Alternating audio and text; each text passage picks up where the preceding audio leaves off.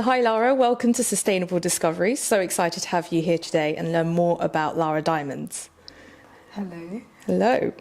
So when was Lara Diamond founded and what are the core values behind your brand? Lara Diamond was founded 2013, about 9 years ago, and our core value is developing a confident, timeless, hedgy pieces. We'll believe in adventure, fun, and exciting product. And what's your inspirations behind the brand? I get inspired by different things. The basic one I really like is a lot of things to do with water, sea, natural products, nature, things around me. That's mostly, I get inspired mostly by that. So each piece is very unique. So could you explain the process behind making your garments and the type of fabrics you also use? We have different fabrics that we use, but mostly cotton. I'm very particular about having very sustainable fabrics that are natural, that are organic. The process most times starts from being inspired, like I told you, by my environment. And once I get the inspiration, I do a lot of research about it. And I use a lot of things from Nigeria. I'm from Nigeria, and most of the things are from where I am from Yoruba. And once the design is made, I then do a lot of more research on the kind of other fabric we can use apart from the cotton. We use silk, we use chiffon, and we use crepe. And the process is using batik, and the other processes in making that product. So you say batik, and could you explain us more about that process and the care of that? Batik is made using mostly cotton. You can use other fabric to plain cotton, and you can do your design on the cotton. Once you do the design on the cotton, we use dye, wax dye, and you sort of use the dye on the design. And once that is done, we put it in hot water in order to get the colors in there. Then you dry it. Once it's dried, you can then use the wax again on the fabric, then you dye it, then you then spread it out. So that keeps the color in it. Amazing. So that sounds like every piece will end up being unique in terms of the print. And obviously you're wearing one of your pieces today. Yes, I am. May we see? Yes, this is all handmade. Oh, wow. Yeah, and all the lines are all handmade. And what was your inspiration behind this piece here? It's like plants. So the inspiration was behind, looking at, if you think of sometimes in Nigeria, sometimes when you're going, there's a lot of plants, there's a lot of leaves. So the lines were inspired by that. I see that. And this one is one of them here. Yes, which is the same thing as I'm wearing. It must have been one of your popular ones, very popular in terms of the design. Yes, a lot of people like it because it's just really nice, the tailoring, and each piece is made individually by tailors. We have tailors who make, so we can make this as a bespoke if any of a customer wants it. That's excellent. So you obviously offer both bespoke and ready to wear.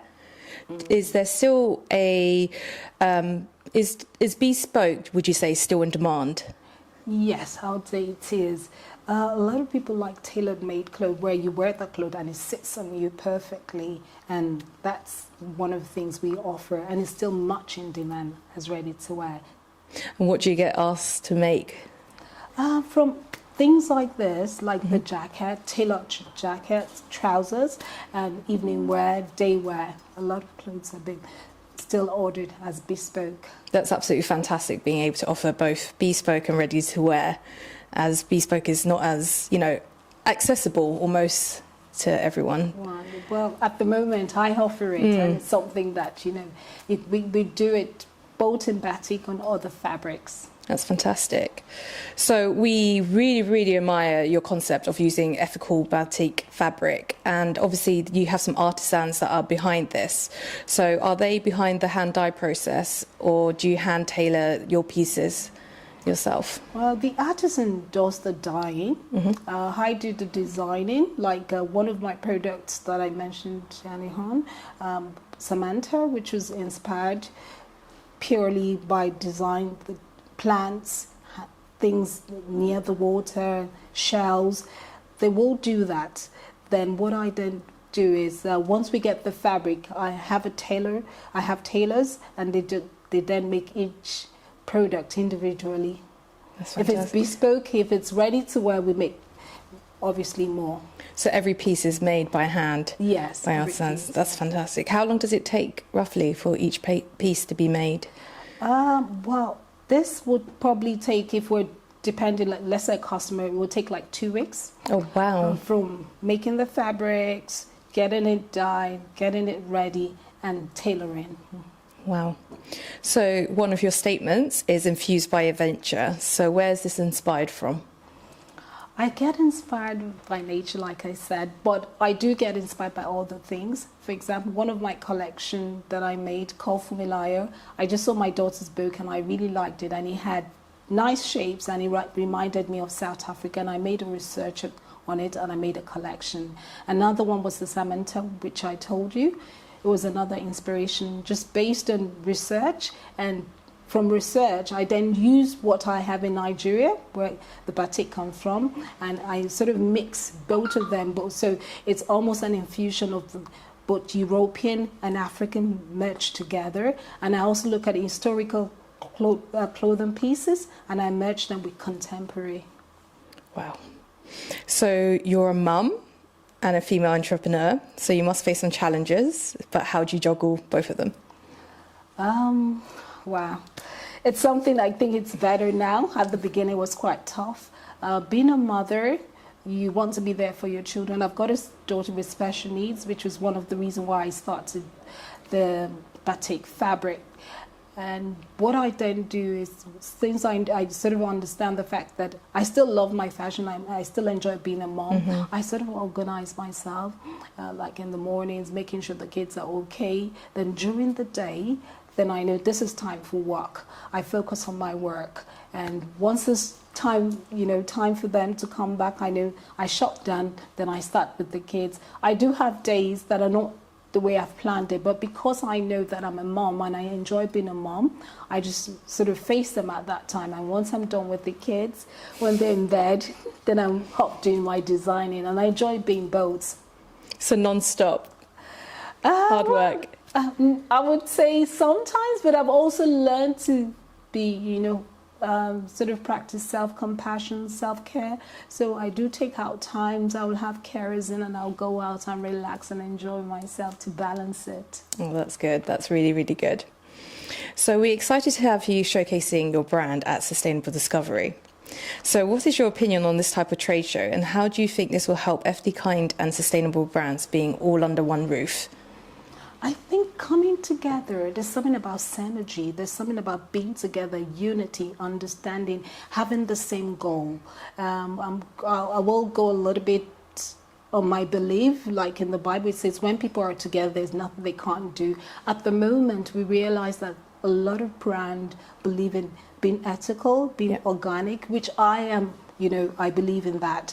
And I feel that coming together will make more brands know that we can't just offer, any junk. We can't just offer anything, but we need to do things that are environmental friendly, that is kind to the environment. If you look at, for example, now like Chelsea or central London, there's a lot of things about a lot of people not coming in. That's just to reduce pollution.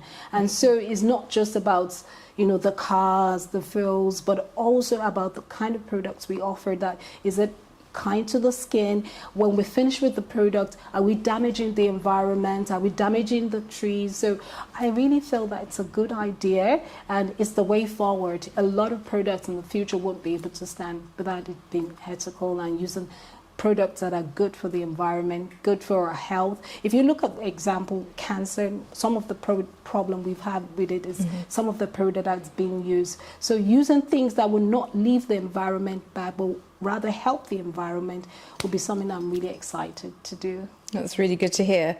And obviously it's on King's Road in Chelsea. So tell us what you love about it on King's Road. Well, I love Chelsea. I think it's just a very lovely place to be in terms of creative mind. It's not just clothing. If you look at Bob Marley, I live down not far from here, Cheney Walk, and you've got him living there. That's one person. And apart from a Mick Jagger musicians, you have authors. So I think being in Chelsea is just nice. It's exciting.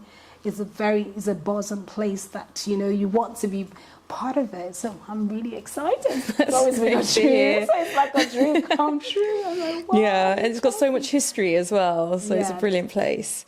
So lastly, before we end the interview, I have to ask, can you share one of your sustainable and ethical brands that inspire you, and who's your favourite designer?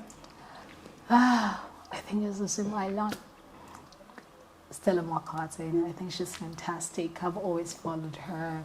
I followed the dad as a musician, and I also like her. I think she's someone I really admire, and I like her values, and she's quite ethical. And you'll be at the trade shows for everyone to discover. Looking forward to it. Thank you very much. Thank you.